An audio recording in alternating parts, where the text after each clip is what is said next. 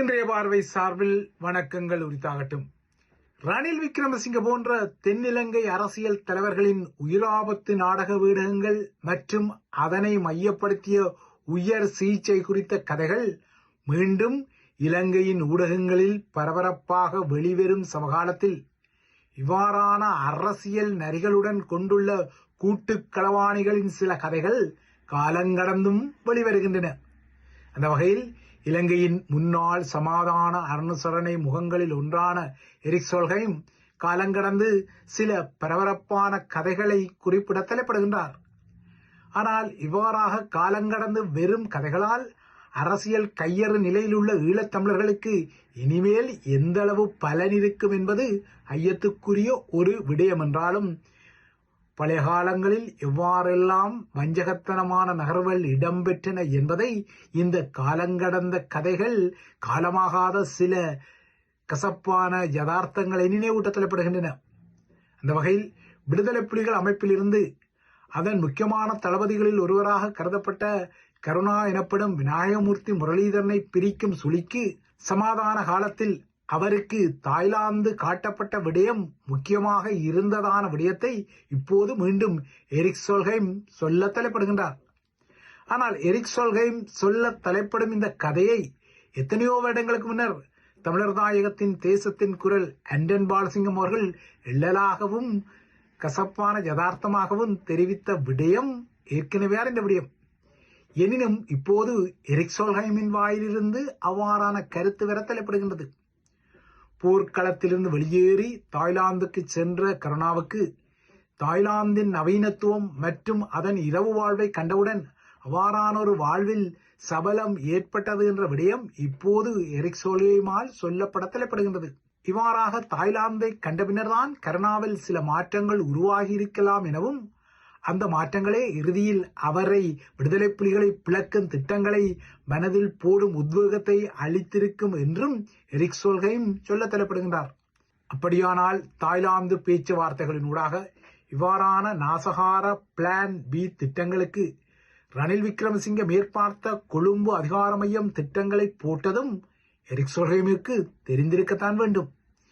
இவ்வாறான பல நாசகார திட்டங்கள் மற்றும் நாடகங்களுக்கு சூத்திரத்தை போட்டிருக்கக்கூடிய அதே பழைய ஜெயவர்தனா மரபணு ரணில் விக்ரமசிங்க தான் தனது கடந்த வருட தடுப்பு காவல் காலத்தில் உயிராபத்து நாடகங்களை போட்டு உயர் மருத்துவ வசதிகளை தவறாக பெற்றுக்கொண்டதாக இந்த வாரம் ஸ்ரீலங்கா நீதிமன்றத்தில் அவர் மீது குற்றச்சாட்டுகள் தொடுக்கப்படுகின்றன.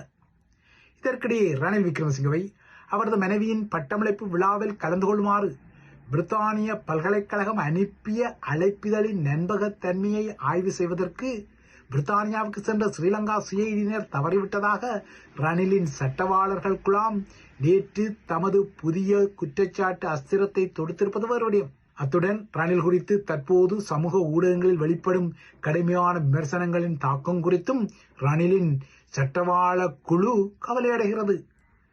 ரணில் விக்ரமசிங்காவுக்கு எதிரான வழக்கு அரசியல் மயமாக்கப்பட்டுள்ளதாகவும், ரணிலின் பிரித்தானிய பயணம் குறித்த விசாரணையை நடத்தும் அதே ஷானி அபேசேகரா 2024 அரசு தலைவர் தேர்தல் களம் மற்றும் பொது தேர்தல் களத்தில் தேசிய மக்கள் சக்திக்காக, அதாவது அனுர தரப்புக்காக பரப்புரை செய்த ஒரு முகம் என்பதால் அவரது விசாரணைகள் நிச்சயமாக அனுர தரப்பு சொல்லியபடிதான் ரணிலின் வழக்கை திசை திருப்பும் எனவும் ரணிலின் சட்டவாளர் தரப்பு கவலை கொள்கிறது. இதே சமகாலத்தில் தான் தமிழர்களின் தேசிய விடுதலை போராட்டத்தில் பங்கெடுத்த முகங்களில் சிலர் கொண்டுள்ள பலவீனங்களை இலக்கு வைத்து ரணில் அண்ட் கோ சமாதான பேச்சுவார்த்தை காலத்தில் போட்ட திட்டங்களில் ஒன்றாக கருணா தாய்லாந்தை பார்த்த பின்னர் மாறிய விடயம் இப்போது எரிக் சோல்ஹெய்மால் கோடிடப்படுகிறது. கருணா சமாதான பேச்சுவார்த்தைகளில் கலந்து கொள்ள தாய்லாந்து தலைநகர் பாங்காக்கிற்கு சென்றபோது பாங்காக்கின் நவீன வாழ்க்கையால் அவர் ஈர்க்கப்பட்டதாக குறிப்பிடும் எரிக் சோல்ஹெய்ம், அமைதி பேச்சுக்களை நடத்த பாங்காக்கை தாம் தெரிவு செய்தது அரசாங்கத்துக்கும் விடுதலை புலிகளுக்கும் ஏற்றுக்கொள்ளக்கூடிய ஒரு இடமாக அது இருந்தது என்ற காரணத்தை சொல்லி எங்கப்பன் குதிரைக்குள் இல்லை என்ற இன்னொரு காரணத்தையும் தனது இவ்வாறான வலிந்த அறிக்கையிடல்கள் மூலமாக அதை எரிக் சோல்ஹெய்ம் பகிரங்கப்படுத்தப்படுகின்றார். அதாவது நோர்வேயில் சில சமாதான அமர்வுகளை தாம் நடத்திய போது இலங்கை பிரதிநிதிகள் நோர்வேயின் பனிப்பொழிவை பார்த்து பயந்ததால் தான் பேச்சுவார்த்தைக்கு தாய்லாந்து போன்ற இடங்கள் தெரிவு செய்யப்படுவதாக எரிக் சோல்ஹெய்ம் கூறுவது இன்னொரு சோடிப்பு கதையாகவும் இருக்கக்கூடும் என்பதும் யதார்த்தம். எனினும் இவ்வாறான பல பழைய சதிகளை கடந்த அதே தமிழ் தேசியத்தில் இன்னமும் புதிய சதிகள் குறித்த சர்ச்சைகள் ஓய்வுக்கு வந்த பாடில்லை. இந்த சர்ச்சைகளின் நீட்சியாகவே தற்போது சுமந்திரனும் சாணக்கியனும் கொழும்பு அதிகார மையத்தின் உளவாளிகள் என தமிழரசின் முக்கிய முகம் ஒருவரே சொல்லிக் கொள்ளும் அளவுக்கும், அதேபோல சுமந்திரனின் பதவி வரைக்கு சாணக்கியன் தூவம் போடுவதாக கிழக்கிலிருந்து புதிய குற்றச்சாட்டு வெறும் அளவுக்கும் தமிழரசு கட்சிக்குள் உள்ள கைப்புள்ளைகளின் ஆட்டம் இடம்பெறத்தான் செய்கின்றது.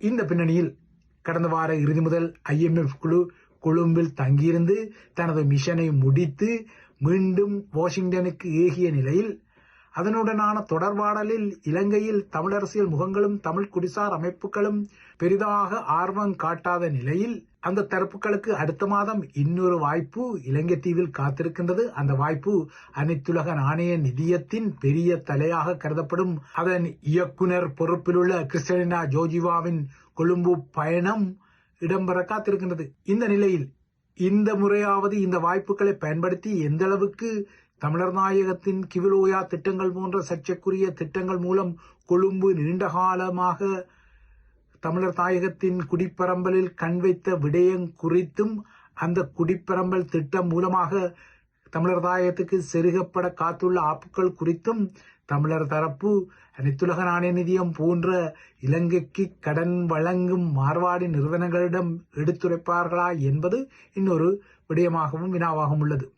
IMF பொறுத்தவரை இலங்கை தீவுக்கு நிதி அபயம் அளிக்க அது தயாராக உள்ளதான நற்செய்தியை அனுரகுமார திசாநாயக்காவிடமே நேரடியாக சொல்லிய பின்னர்தான் தமது பிரதான தலையான கிறிஸ்டினா கொழும்புக்கு விரைவில் வரவுள்ளார் என்ற செய்தியையும் சொல்லிவிட்டு மீண்டும் அமெரிக்காவுக்கு திரும்பியுள்ளது.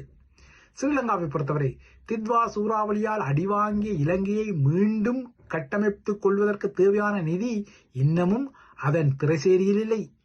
இந்த நிதி இன்னமும் அனைத்துலக அரங்கிடமிருந்தும் கிட்டிக்கொள்ளவில்லை.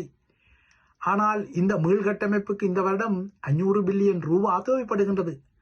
எனினும் இந்த பில்லியன் கணக்கான தொகையில் சிறிய அளவு தொகையைத்தான் ஸ்ரீலங்கா இதுவரை பெற்றுள்ளது. அதிலும் ஸ்ரீலங்கா ஆரம்பித்த தித்வாக்கு பின்னரான மீள் புனரமைப்பு நிதி கணக்கில் இதுவரை விழுந்ததெனவோ 8.5 பில்லியன் ரூபாய் தான்.